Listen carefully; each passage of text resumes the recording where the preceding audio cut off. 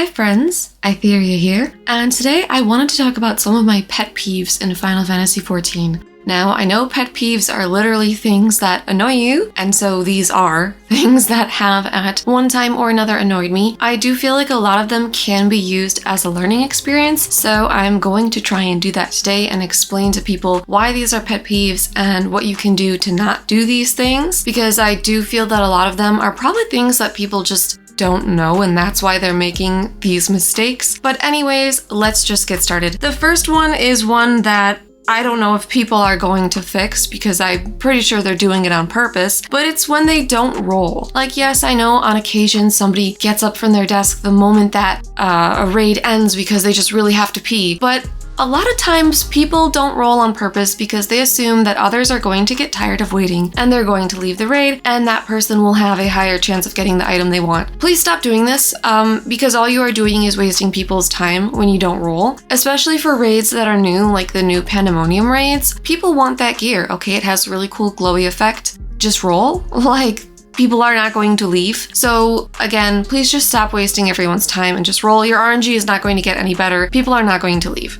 Moving on, the next one is something that can actually be a learning experience, and this is when people do not stand in the healer's bubble. So what I mean by bubble is Asylum, Sacred Soil. I literally don't remember the name of the Astrologian one, but they all look like big shiny domes. And a lot of times people will not run into them if they are out of range, and unfortunately the range on these is not very big, so healers will try to get most of the group, but they cannot force the entire group in, which is why you need to walk in if you're not in it. And here's why. These bubbles offer you protection. They quite literally often offer mitigation or regen. So they make the healer's job a lot easier because in terms of mitigation, you won't take as much damage, and in terms of regen, the healer will not necessarily have to actively heal the entire party because as long as you're standing inside the bubble, you're already getting healed. So if you see a shiny bubble, then please step into it. And by the way, if your effects are on none, your group effects, then I believe you can't actually see the bubble. So maybe put them to simple. I had chosen to put them on simple for that very reason because I realized I couldn't see other players' bubbles. I don't know if that's changed or not, but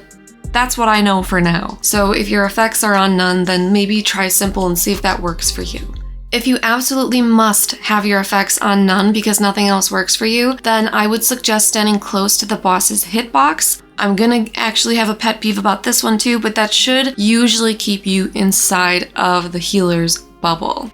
My next pet peeve is people standing in Narnia, and I'm going to explain why you shouldn't be standing so far away, as well as why it's actually better for you to stand closer to the boss, and it's not just for the healer bubble. Although it is largely for the healer, but there are two reasons. So as I said, the first one is your healer. If you are standing all the way out in a corner or at the wall, your healer's AoE heals are probably not going to heal you, which means you could die to the next upcoming raid-wide damage if they are not able to single target heal you before that. And really, they shouldn't have to single target heal anyone who hasn't made a boo-boo. You should be in range of all their AoE heals. The second reason that it is good to be standing closer to the boss instead of in Narnia is that bosses will often have mechanics like cleaving a whole side of a room or some sort of cone. And if you are all the way at the wall and you happen to be on the danger zone, sometimes even with gap closers, you cannot make it back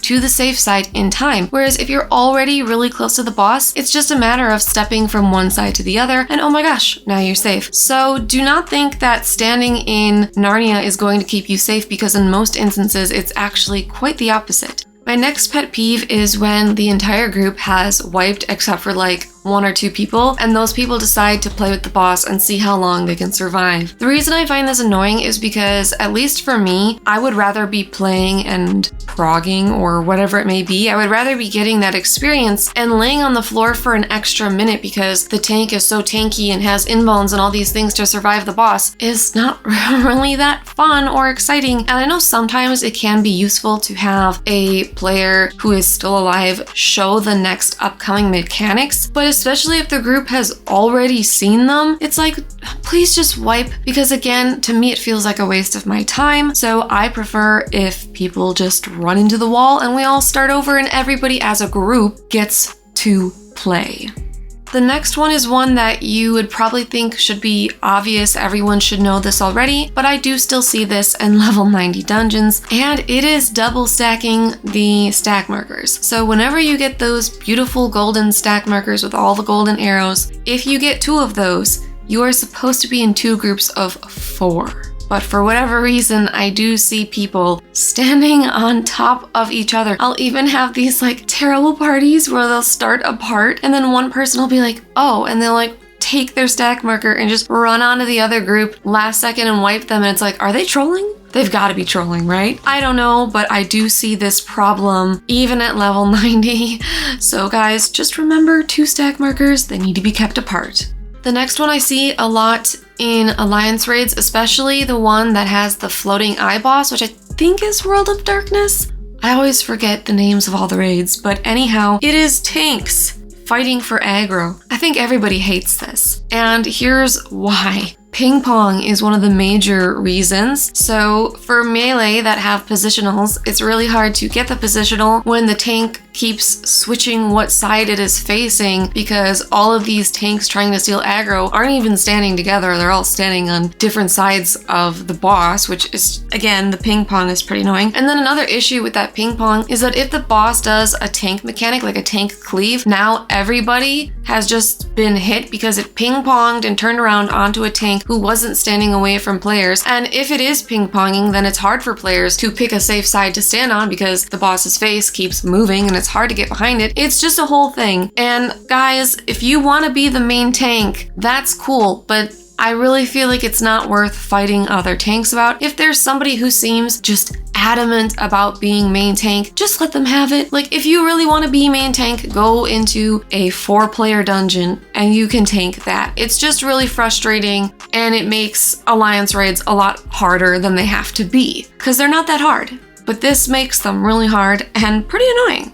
The next one is another thing I see a lot at level 90, and as the healer, it really makes me sad. It's Transcendence. I talked about this in my 10 Things I Wish I Knew Sooner video, but Transcendence is basically when you die and you are raised, you are invincible for 5 seconds. The buff is called Transcendence. And what happens is if you use a skill, any skill, including sprint, you will take the buff off before that 5 seconds. And you have to be smart about this, because if there is a raid wide coming out and you have not been healed up by your healer and you do something that removes Transcendence, you're gonna just die again. And at that point, your healer has now already used their swift cast to get you up. You better hope the other healer has it, because if they do not, or if you're in a dungeon where there's only one healer, now you're forced to stay on the floor for 60 seconds, unless your healer is nice enough or capable enough to slow cast raise you. So this is why it's important to be really careful about when you're going to use a weapon skill or even sprint or whatever, because if you take that Transcendence off, you are now vulnerable to death. So just give your healer time to heal you before you make any moves. Well, those are all the pet peeves I have for today, and while they are things that annoy me, it's often largely because people just don't know what they're doing. So hopefully this has been a learning experience for whoever didn't know these things, and for people who already did, you can probably relate. I'm sure that there are things on this list that are your pet peeves too. I would actually love to hear which pet peeves of mine are yours as well as any pet peeves I didn't say that you have. I would love to hear your pet peeves in the comments. That was a really roundabout way of saying that, but please, I would love to hear your pet peeves in the comments. I'm actually so interested in what annoys people in this game. If you liked this video, then please remember to leave a sacrifice for Lord Algorithm in the form of a like, comment, share, or subscribe. And as always, thank you so much for watching.